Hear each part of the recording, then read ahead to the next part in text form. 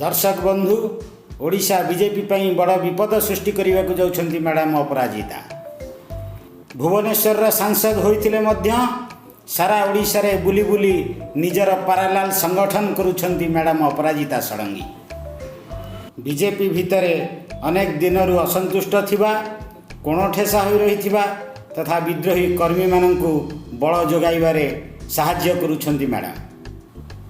गत किछि दिन हैला कोटी कोटी टंका व्यय विभिन्न प्रायोजित कार्यक्रम कराई निजर संगठन को मैडम सुदृढ़ करुछंती। दर्शक बंधु बीजेपी नुहे कि पद्मफुल नुहे मैडम एबे ब्रांड अपराजिता प्रमोशन रे व्यस्त रहउछंती।